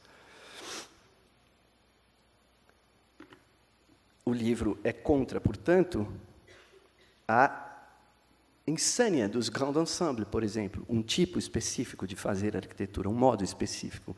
A insânia, inclusive, subsequente da sua destruição e, acima de tudo, a sua propagação como espírito geral e normativo. Vinícius mostrou também uma imagem, justamente aquela do Prutaigo, no momento em que ele é demolido, naquele episódio que o Charles Jenkins considera lá como a morte da arquitetura moderna. Bom, aí são outros 500, né? Nesse sentido, eu gostaria de lamentar, de fato, a ausência dos nossos amigos Drouot, Lacaton e Vassal, que, na minha opinião, estão ligados ao pensamento de Lefebvre por um gesto muito semelhante de ruptura com o dispositivo tardo-moderno. Assim, se celebrizaram como arquitetos na Tour Bois-le-Pret, se notabilizaram internacionalmente no projeto para o Grand Ensemble lá de Bordeaux, que eles reorganizaram, enfim, não há tempo, nós podemos discutir isso durante a semana no contexto do workshop, e assim esticaram, inclusive, a corda antes disso, ainda nos anos 90, num gesto aparentemente absenteísta, no caso daquela célebre praça de Bordeaux, que eles decidem não tocar, arquitetos que decidem que o projeto de arquitetura, naquele caso, deveria ser simplesmente cuidar das árvores que já existiam. Muito bem. Quem procura fotografias de Lefebvre no mundo mágico do Google, encontra também esta outra, os olhos arregalados e o corpo teso. O ano é o mesmo, 1971, num debate com Leszek Kolakowski. Nesse debate, Lefebvre disse: o arquiteto é um intelectual? Acho que sim. Ele é um profissional liberal e, ao seu modo, é um intelectual. Isto é, ele tem que saber sobre o que está falando. Ele também articula ideias e projetos e ele está diretamente interessado e implicado nessa transformação. Sua relação com as pessoas também o envolve. E assim ele é levado a apresentar problemas que eu também me apresento. A arquitetura, diz Lefebvre, é uma prática social. No direito à cidade, ao falar da importância do projeto e de uma nova forma de projetar, Lefebvre se arrisca, inclusive, no plano das proposições. Apresenta o modelo da transdução como alternativa para se pensar uma nova estratégia projetual, dialógica, que pressupõe, diz ele, a realimentação incessante entre o contexto conceitual utilizado e as observações empíricas. Nessa transdução, ele nos remete a certos princípios projetuais observados pela praxis concreta dos nossos amigos franceses também, Drouot, Lacaton e Vassal, que são arquitetos manifestamente atentos a certos parâmetros do social e das subjetividades. Não sendo, porém, leitores diretos de Lefebvre, isso me foi dito pelo Frederic uma vez, eu só fui ler o Lefebvre por sua causa. Depois ele disse, mas você tem razão, parece um pouco mesmo. Restaria saber quais são as fontes de sua atitude também disruptiva. Mas essa é uma outra e longuíssima conversa que nós esperamos possa acontecer em breve. Eu gostaria de pedir licença de todos para dedicar essa minha breve intervenção ao nosso querido amigo Frederic Drouot. Muito obrigado. O Lefebvre, nesse livro, ele diz, tem uma frase que é muito significativa. Ele diz que a cidade é um reflexo do modo de vida de uma sociedade, né? Desafortunadamente, a cidade, além de reflexo, ela é também a responsável pelo modo de vida da sociedade. E há 50 anos atrás, ele cunhou essa expressão direito à cidade, como que nos chamando para uma responsabilidade que está contida nessa ideia de que o modo de vida de um povo, de uma sociedade, ela ocorre dentro do espaço da cidade. A cidade é a casa, portanto, da nossa civilização, da nossa vida. Não é? E muitas vezes a arquitetura tem aí um papel assim muito importante mesmo. Mas muitas vezes ela se furta a essa responsabilidade. Não é? Muitas vezes a gente atribui o valor da arquitetura ao objeto arquitetônico em si, intrínseco. É claro que há valores nisso, mas talvez o valor mais importante da arquitetura seja a presença do objeto arquitetônico como elemento transformador do espaço público de todos.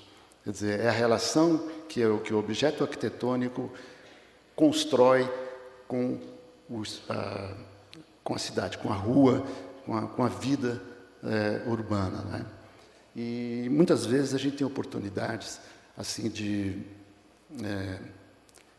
se apropriar dentro do projeto, às vezes até com uma coisa que, além do programa que nos foi, nós arquitetos, que nos foi destinado, e a gente promover, de certa maneira, essa conexão do objeto da arquitetura com a vida geral no espaço onde ela ocorre, né, que é a cidade.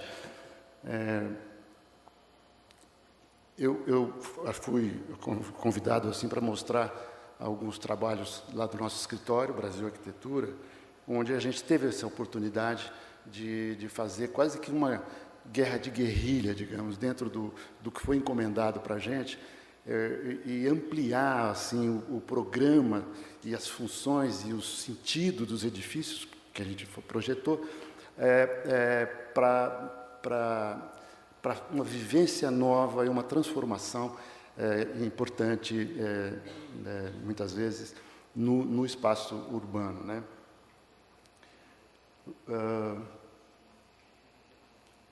O primeiro deles é um museu Cais do Sertão, lá em Recife, recém-inaugurado.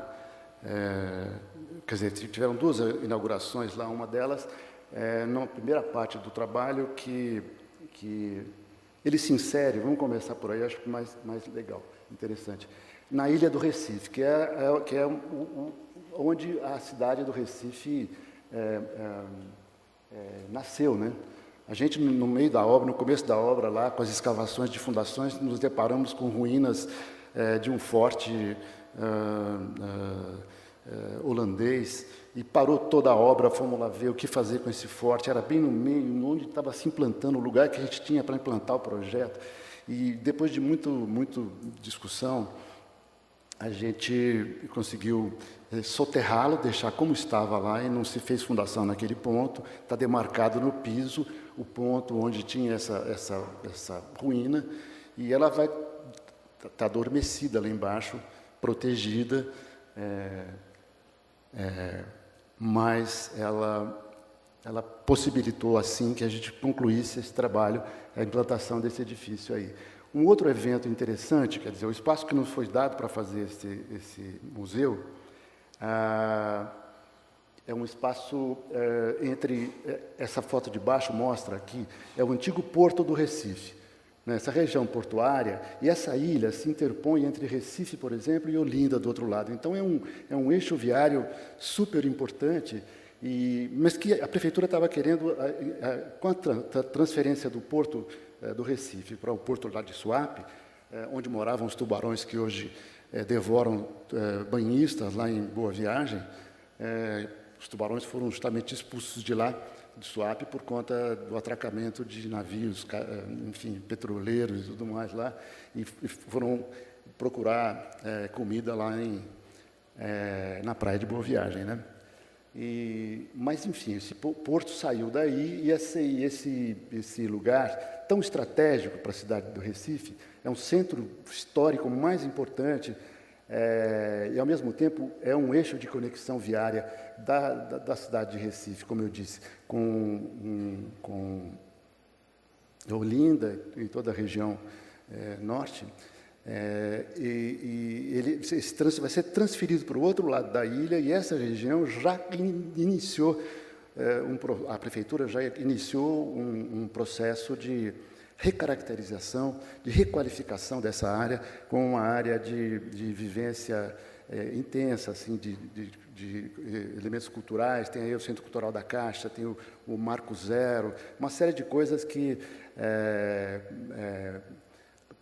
promovem, visam a transformação desse lugar num lugar de vivência intensa da população, né?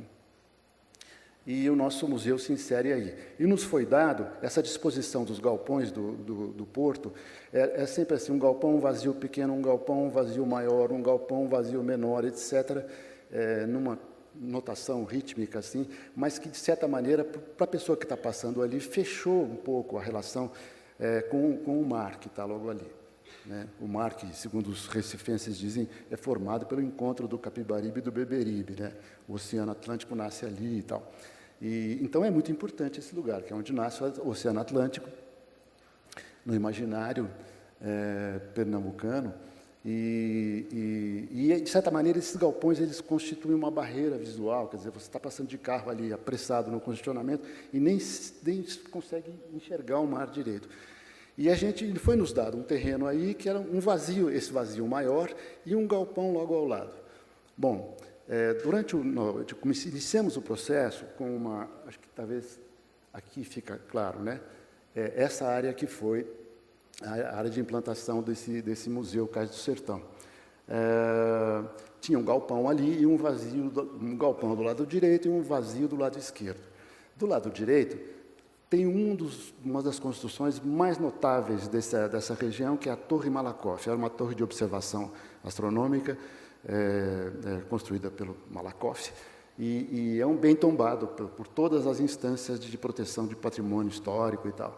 Esse edifício hoje naquele momento se encontrava murado, como a cerca que o Vinícius mostrou, que protege o patrimônio histórico paulista, do pátio do colégio, murado e isolado, perdido lá no meio. Quer dizer, ele se cortou nesse momento a relação que tinha, majestosa, importantíssima, dessa torre, quando se construía a torre de observações astronômicas ainda em cidades, né? Que não mais se faz isso. Mas ao lado da Torre Malakoff tem também, já quase dentro da Torre do Malakoff, tem essa Praça do Arsenal, que fica um pouco isolada também ali, sem nenhuma relação com o visual, tal, com a presença do mar e tudo mais. A gente fez Bom, nesse meio tempo, a gente visitou lá e esse galpão estava ruindo, estava caindo aos pedaços. A gente alertou as pessoas de lá, eles não nos atenderam e acabou ruindo mesmo o galpão. A gente aproveitou esse acidente para inverter a posição do vazio e do cheio. A gente manteve o ritmo, mas a gente inverteu. Fomos massacrados aí num paper no acadêmico, aí, numa reunião do IFAM, por ter feito essa absurdo de... Só que os galpões não são tombados. O que é tombado é uma paisagem, é um conceito, é uma ideia geral de cidade aí, que tem o seu valor histórico e tudo mais. Então, a gente inverteu, cometeu um pouco essa pequena ação de guerrilha, digamos assim, cultural, que a gente estava fazendo aí nesse projeto. Essa inversão buscava uma circunstância nova para esse lugar aí. A gente está vendo aqui a Torre Malakoff aqui embaixo, o nosso volume novo construído, a gente, ao nível do chão, liberou essas duas faixas amarelas aí, que é um reencontro quase que da presença da Torre Malakoff com o oceano que tem ali do lado. Aquela construção do lado direito, ela vai ser demolida mesmo, ela está condenada, vai sair, e se abriu a perspectiva da gente unir toda a praça do Arsenal, hoje um espaço isolado dentro do tecido urbano aqui, com a dimensão oceânica da vista na parte superior lá do slide, através do nosso edifício. O nosso edifício, portanto, nasceu preservando parte do vazio e se implantando acima da cota das pessoas que passam por aí, para que a vista do oceano se abrisse para essa praça. Aí dá para ver mais ou menos qual é a ideia, né, da história. A gente ficou aqui na lado de baixo, aqui com o galpão que foi reconstruído. Infelizmente teve que ser reconstruído. Infelizmente eu digo porque a reconstrução desse galpão, ele não traz em si uma coisa da arquitetura do nosso tempo. E a arquitetura tem um compromisso com o tempo nosso, com o tempo cultural, com o tempo do lugar e das coisas, todas ligadas a não só ao espaço, né, a arquitetura, mas também ao tempo das coisas. Mas reconstruímos com a mesma tipologia, com a mesma volumetria dos galpões antigos que foram concebidos para uma outra função. Mas aí funciona a parte da exposição permanente do Museu Cais do Sertão.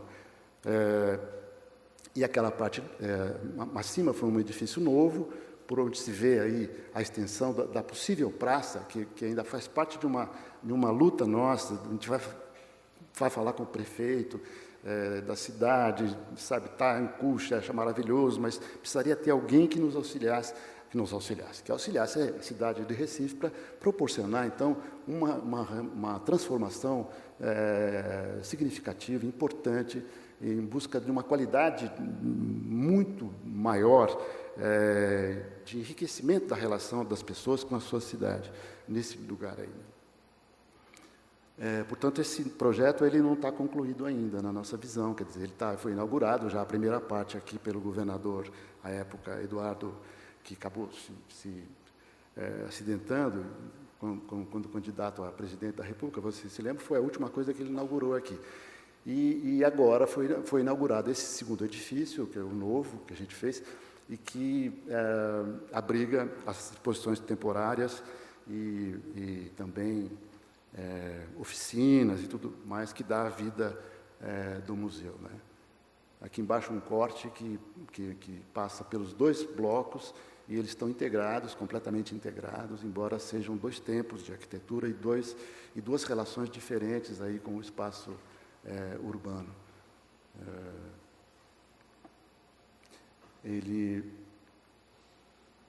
Esse lugar é bastante usado, essas fotos, infelizmente não tinha muita coisa acontecendo lá. Isso é uma vista de quem está na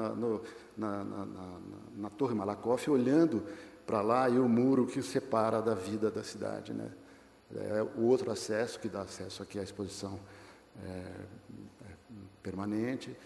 No Bloco Novo temos um auditório que essas plaquinhas brancas que estão aí na parede são buffers de acústica, de som, e que são revestidos com as rendas das mulheres rendeiras. Quer dizer, o edifício se reporta a todo momento. A cor desse concreto remete ao barro do Rio Seco, o elemento vazado ao desenho da galhada do sertão, através da qual é que se enxerga o que está depois. Quer dizer, uma série de referências ao sertão, que é o protagonista principal desse museu aí.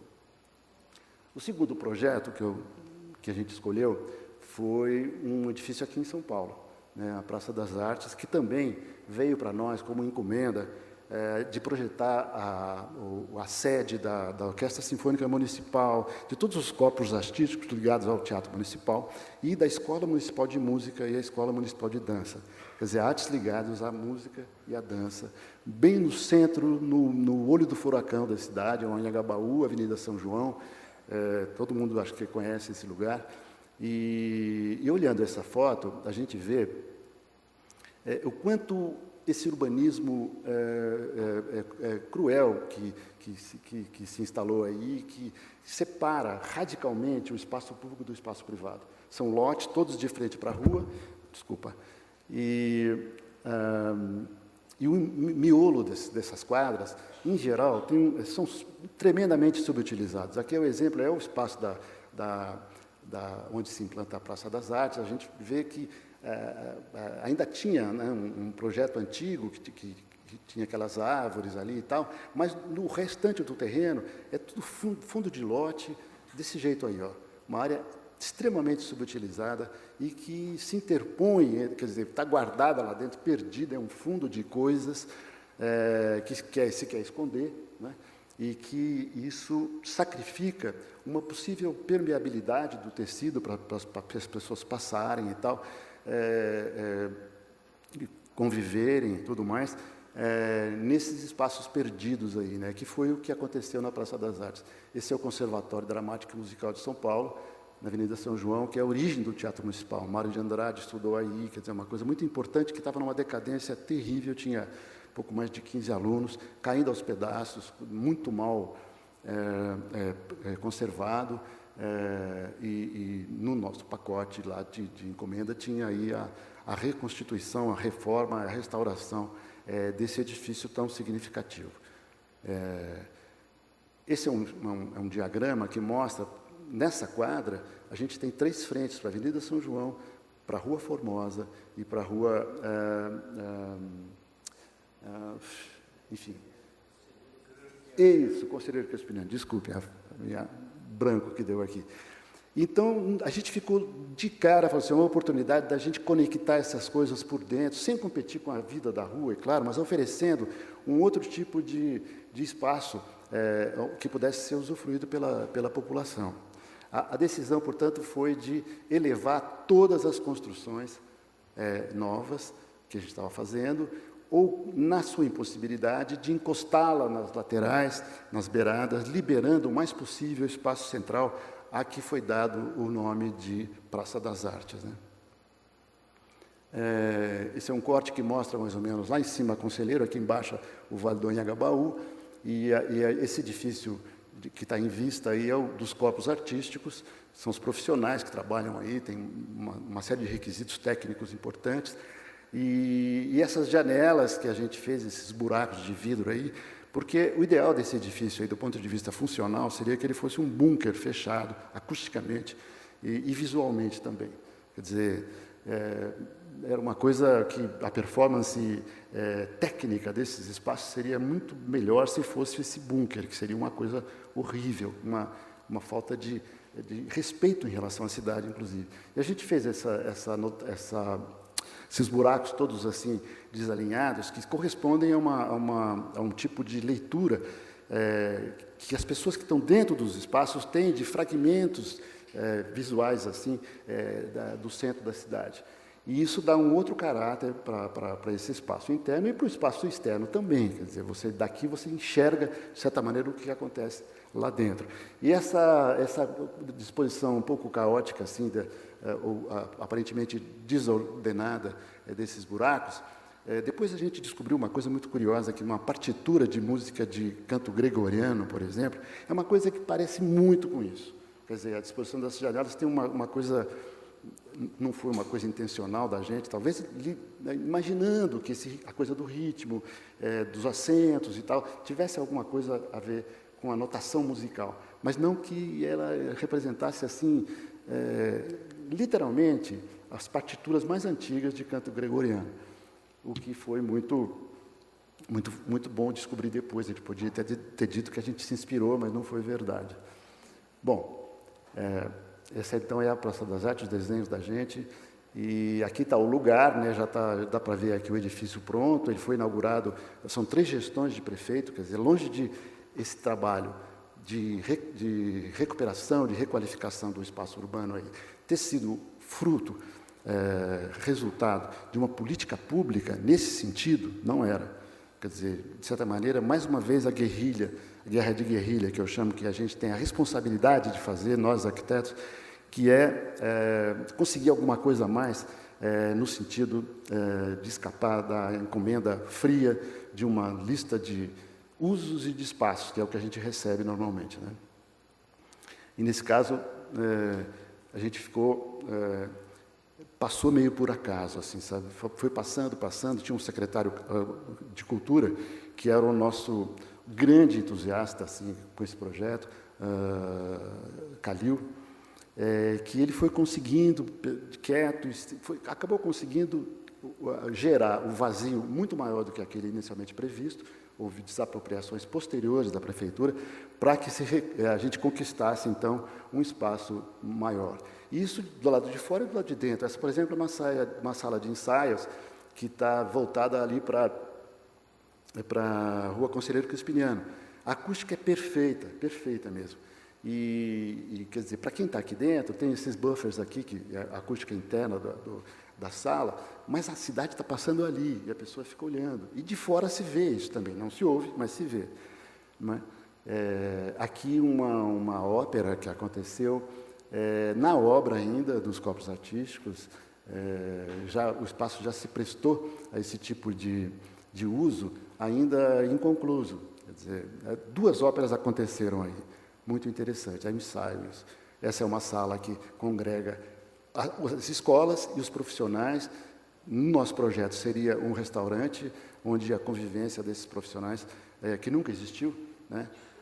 Aí, nesse espaço, existiria, quer dizer, aprendizes de dança e de música com os profissionais de dança e de música. Portanto, é um espaço de convivência indoor, assim, também, que contempla essa força da convivência, né? Aqui o auditório do Conservatório Dramático Musical, que estava caindo aos pedaços, restaurado, enfim, isolado acusticamente. Aqui alguns espaços externos que foram criados nesse vazio, né, em conexão com a cidade, que passa lá no fundo, passa aqui, etc. Essa foto foi tirada ontem, porque ainda está em obra, mas vai ser promovida agora a conexão mais importante da Praça das Artes, que é com o Vale do Anhangabaú. Quer dizer, é como se a gente imagina o Vale, e o Vale do Anhangabaú é um lugar, assim, a referência identitária de São Paulo, quase, né? E assim, as transversalidades do Vale, se dessem continuidade, isso era uma ideia que a gente tinha até participado do concurso do Vale do Anhangabaú lá atrás, de projetos com a Lina, e isso era uma das premissas do nosso projeto, de o Vale se espraiar transversalmente em busca do tecido da cidade mais fechado, de tal maneira que ampliasse esse grande espaço público que é o Vale do Anhangabaú. E a Praça das Artes se insere também nesse desejo, quer dizer, esse piso já está pronto, tem ali um muro, esse muro vai ser derrubado, e aí vai se inaugurar, provavelmente no próximo mês, essa nova parte aí, que é muito importante para essa relação do conjunto com a cidade. Esse edifício pequeno que está aqui é um restaurante, um pequeno centro de eventos também, que vai trazer um pouco de vida para esse canto aqui da praça. E essa escadaria que está aqui embaixo conecta com a parte de cima, que já foi aberta ao público na primeira fase da inauguração aí da obra, né? Isso é uma visão da Avenida São João para uma boca que fica ao lado, aqui à esquerda, está o nosso Conservatório Dramático e Musical, e aqui era um cine pornô que tinha aí, que foi desapropriado e demolido. É uma das bocas de conexão da Praça das Artes com a rua. Aqui dá para ver, né? Essa boca e tal. Essa é uma outra abertura, que é aquela vista de cima. Hoje tem um tapume aqui, aquela praça que eu me referi da foto de ontem, tá, abaixo dela tem uma escadaria que desce aqui e conecta com o tecido da cidade. E mostra também uma relação de respeito e de inserção no tecido da cidade do edifício dos corpos artísticos com o que tem no entorno dele, né, que são edifícios lá do centro, com gabaritos altíssimos e alta densidade de ocupação. Bom, essa é a Praça das Artes, e eu tenho agora um filme que foi, assim ocasionalmente feito por uma arquiteta, nossa amiga, que estava lá na Praça das Artes, estava acontecendo uma coisa, ela filmou.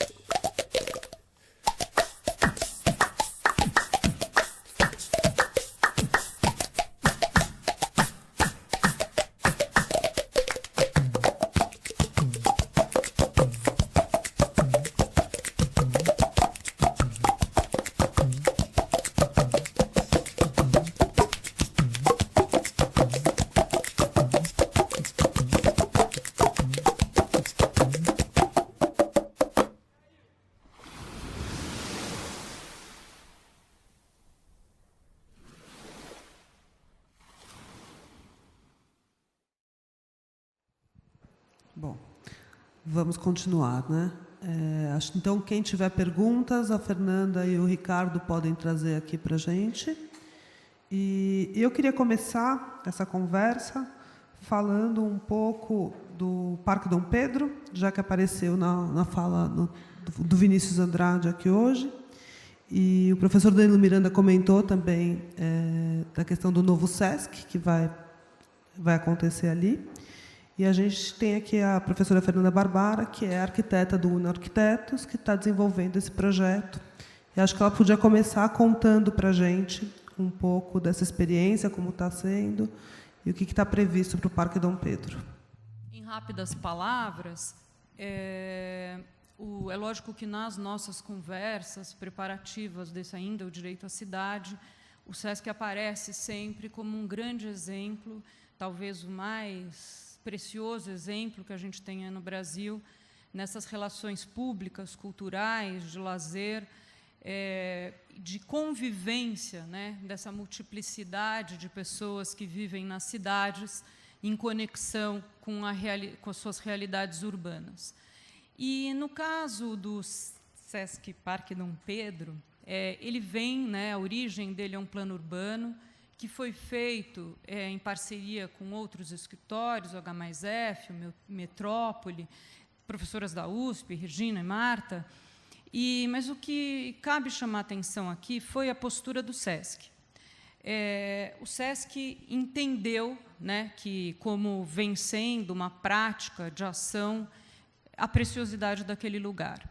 Entendeu nas suas complexidades, né, nas suas questões, nos seus problemas, né, e como, dentro desse histórico de atividades e importância dessas relações de educação e lazer, do SESC esportivas, né, aquele lugar se reforçava esse papel institucional do SESC.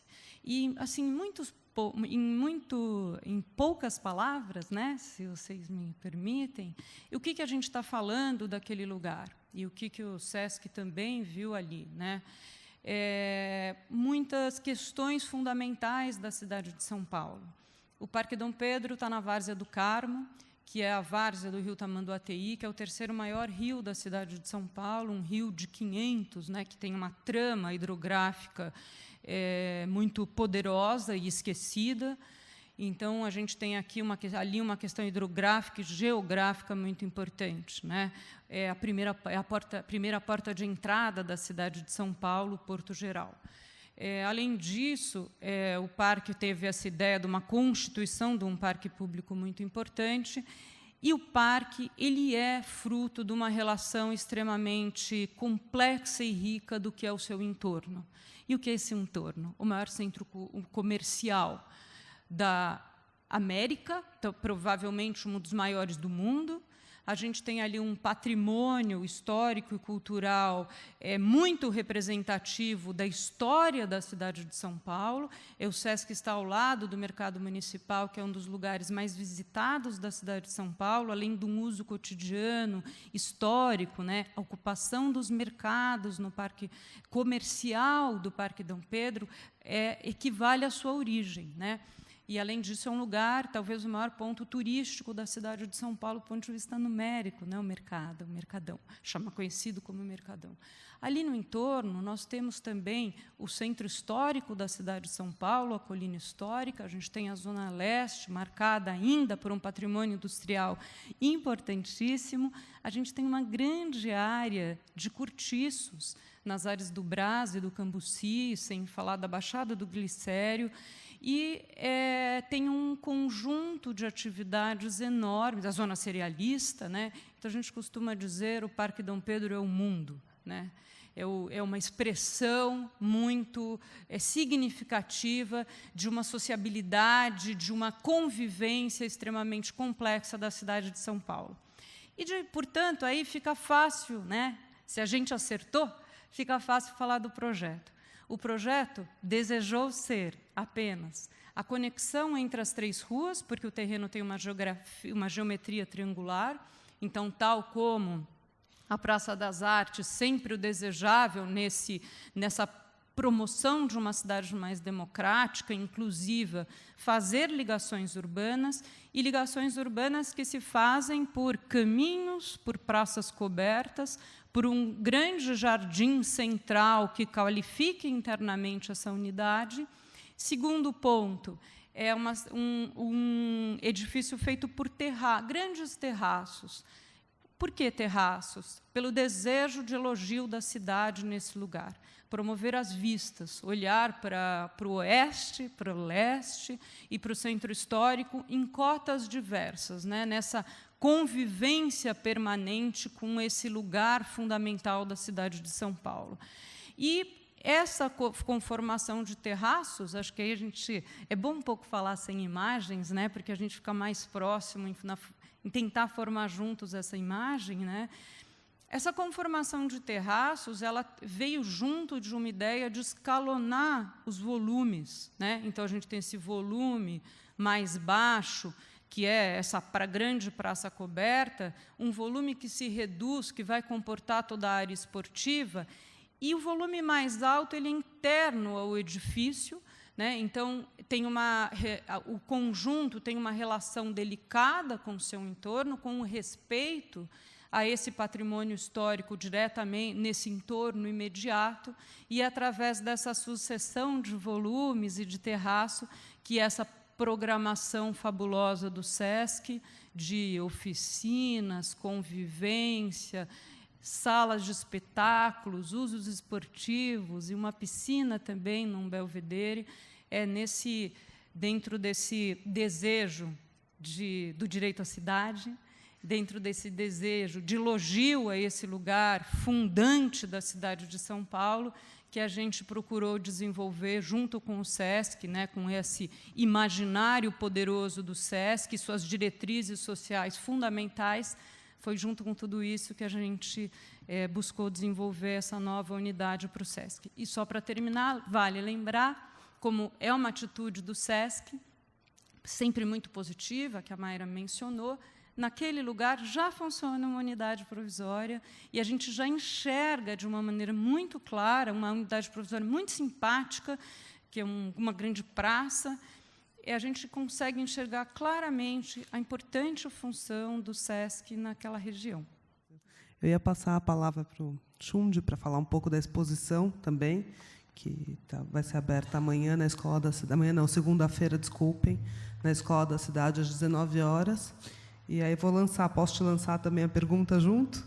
Tendo em vista o papel do arquiteto urbanista na construção e resgate de um imaginário identitário das cidades, você acredita hoje, né, o projeto deve transformar a vivência social existente, quer dizer, as relações sociais que existem, ou deve representá-la como ela hoje acontece? Qual é o papel do projeto aí?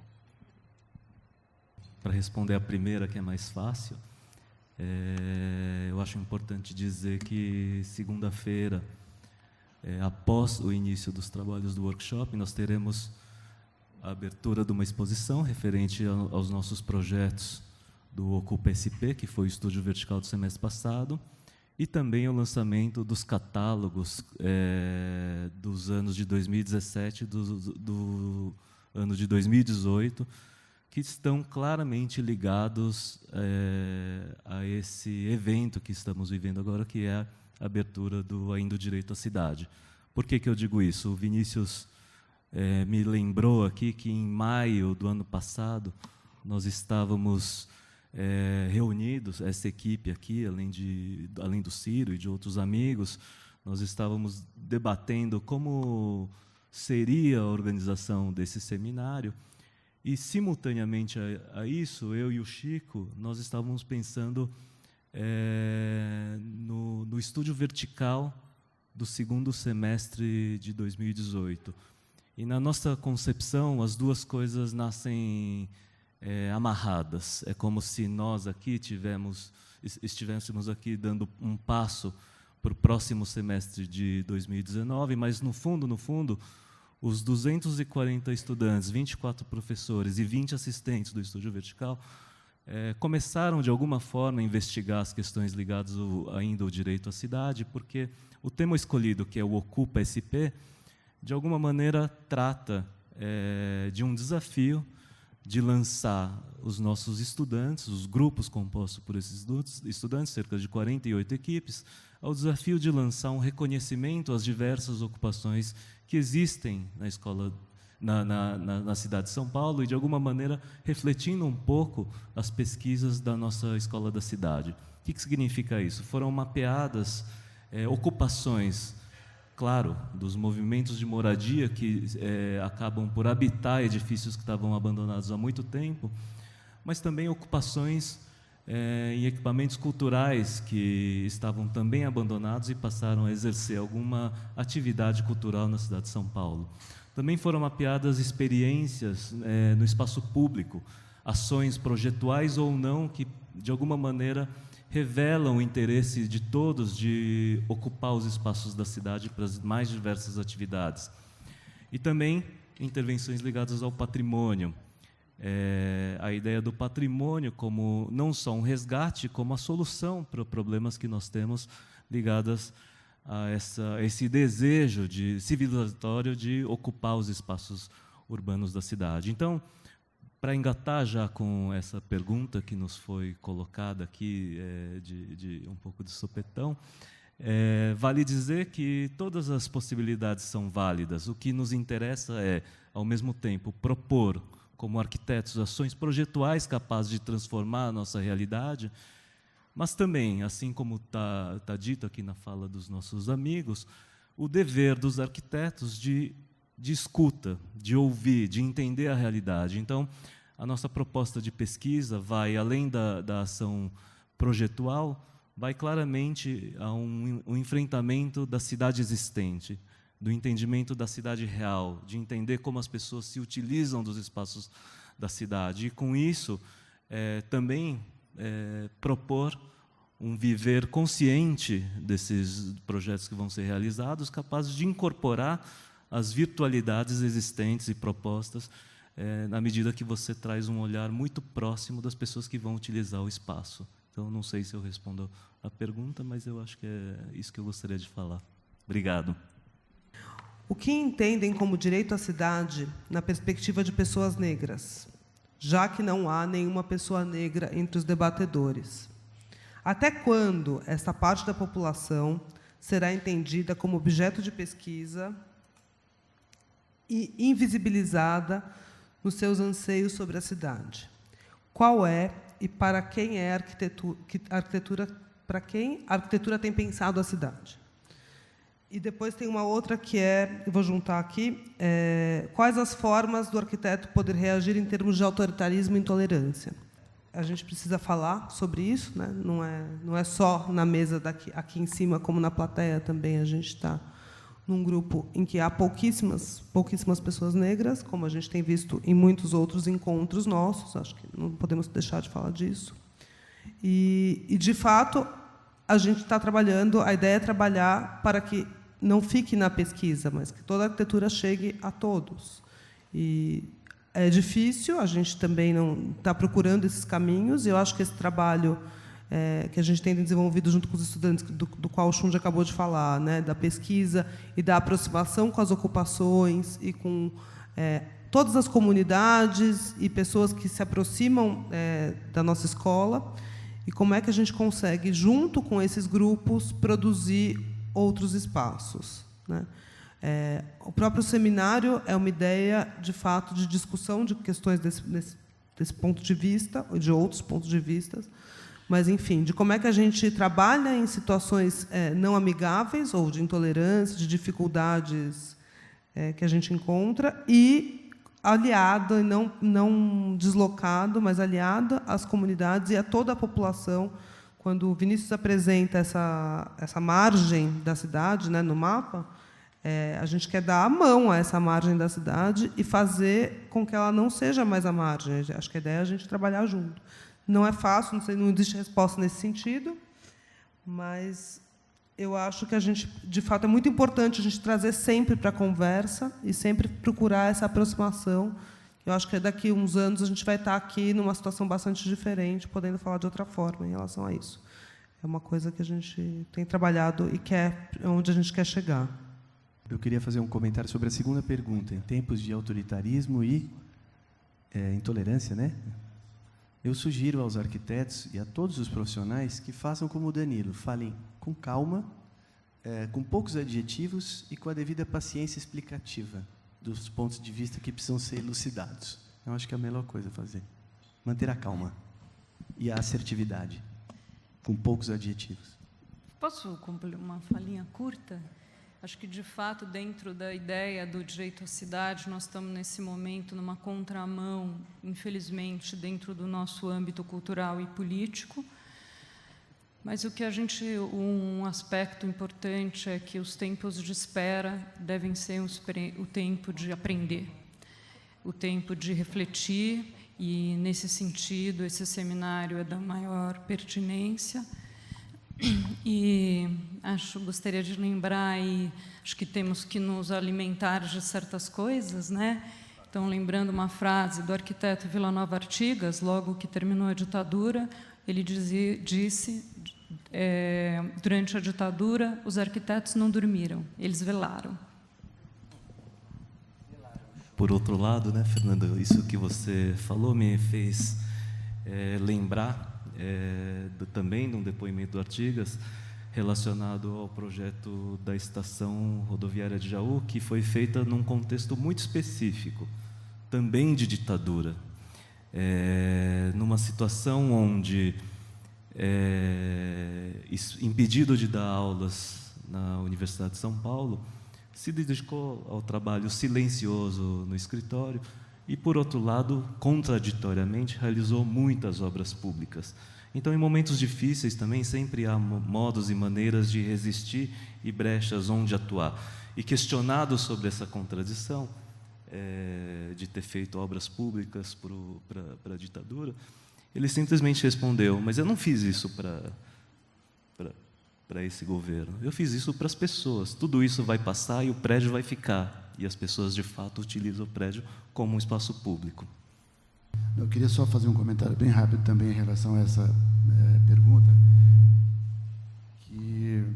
que nos coloca sempre numa situação muito assim, o que a arquitetura pode fazer, né,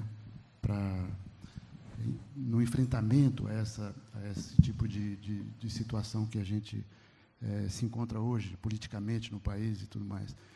Eu acho que ela tem um compromisso, sim, muito grande e muito importante, de resistência, sabe, isso é um compromisso que os arquitetos têm que ter. Quando eu me referia duas vezes quando eu falei ali de guerra de guerrilha, eu acho que um pouco é isso, quer dizer, dentro de uma encomenda, a gente tem uma frase também, para citar uma frase de um arquiteto aqui, que eu ouvi dizer que ele disse isso, não sei se é verdade, mas que vale a frase aqui para a gente, que o arquiteto, ser arquiteto é fácil, você faz uma escola de arquitetura e vai fazer projetos por aí. O difícil é você falar sobre a arquitetura para os clientes, para as demandas, e conquistar ali nessa fala espaços maiores, para o poder transformador que a arquitetura tem na vida das pessoas. Não é? Então, a encomenda, às vezes, de uma coisa e você vai fazer uma coisa com outro caráter e vai vender essa ideia, seduzir o seu contratante, seja ele privado, seja público, nessa direção. Quer dizer, se a gente tem algum compromisso como arquitetos, de viabilizar e conseguir construir, de fato, essas coisas. De cada 10 projetos que a gente faz nessa direção, 1 ou 2 se viabilizam construtivamente. É pouca coisa, mas acho que se todos nós estivéssemos pensando assim e assumíssemos essa responsabilidade no nosso trabalho, talvez a gente conseguisse muito mais. Bom, gente, chegamos no nosso horário, eu vou encerrar falando um pouquinho rapidamente sobre o desafio proposto por esse seminário, então, que a gente inicia. Então, frente a essa realidade urbana tão descolada da cidade que sonhamos, e aí cabe a questão política, cabe a questão dos negros e cabe outras questões que a gente colocou aqui, nos colocamos o desafio de conceber e trilhar caminhos que possam efetivar o direito à cidade em nosso mundo contemporâneo. Vamos nos lançar ao desafio de conceber estratégias e projetos inclusivos, integradores e efetivos, que sejam capazes de nos conduzir a conquistas concretas para as nossas cidades e seus habitantes. Eis alguns dos desafios que devem pautar o nosso seminário. A compreensão de que o trabalho do arquiteto vem ganhando uma nova dimensão à medida que se distancia cada vez mais do projeto autoral e assume uma prática realmente coletiva e participativa. E deixar claro que precisamos mudar a forma como atuamos para termos uma cidade acessível e democrática. A Escola da Cidade fez esse esforço de convidar arquitetos, urbanistas, artistas, pesquisadores e professores de diferentes lugares do mundo para estarem conosco nessa semana e discutir novas possibilidades de atuação frente a essa realidade. Então, nós vamos ter, na segunda-feira, além do workshop, que acontece a semana toda, das 2 às 5 da tarde, com a apresentação dos trabalhos no sábado pela manhã, no dia 23, nós vamos ter, na noite de segunda-feira, a abertura da exposição, lá na Escola da Cidade, na nossa galeria no térreo, dos trabalhos, das atividades do Estúdio Vertical, que também dão início, porque é a partir desses projetos que tem início o workshop.